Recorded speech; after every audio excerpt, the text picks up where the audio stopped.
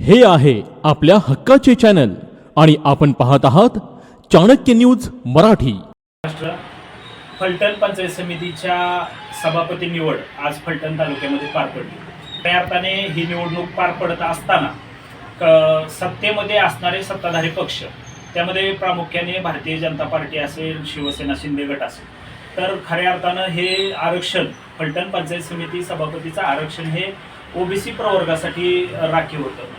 इतर मागास प्रवर्ग या ठिकाणी खरं तर त्यांना नेतृत्व करण्याची संधी मिळायला पाहिजे होती, पण या ठिकाणी ही निवड होत असताना या ठिकाणी असं दिसून आलेलं नाही।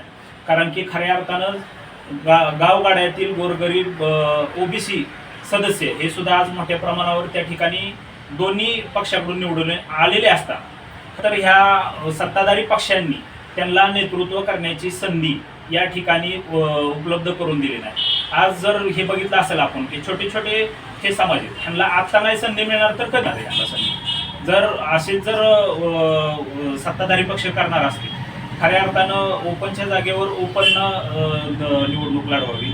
त्याचबरोबर ओबीसी प्रवर्गामध्ये ज्या निवडणुका होत असतील तर ओबीसी प्रवर्गामध्ये सुद्धा चांगले सदस्य निवडून आलेले असताना सुद्धा त्यांना त्या ठिकाणी संधी मिळाली नाही। खरं तर हे दुर्दैव आहे आणि या घटनेचा शिवसेना उद्धव बाळासाहेब ठाकरे पक्षाच्या वतीनं आम्ही निषेध करतो।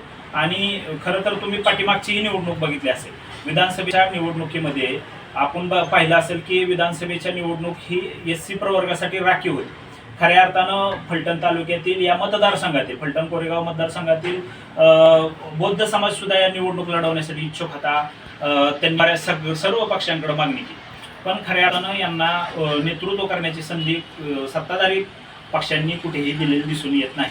आणि यामुळे या फलटण तालुक्यातील जो ओबीसी समाज असेल, बौद्ध समाज असेल, ह्यांना नेतृत्वामध्ये करण्याची संधी कधी प्राप्त होणार आहे? खऱ्या अर्थानं आज आम्ही जर बघितलं असेल तर आम्ही शिवसेना उद्धव बाळासाहेब ठाकरे पक्षाच्या माध्यमातून अनेक निवडणुकांना सामोरे जात असतो। जिथं जिथं आम्हाला संधी देता येईल तिथं आम्ही ओबीसी असतील, एससी प्रवर्गातील उमेदवारांना आम्ही निश्चितपणे संधी उपलब्ध करून दिली।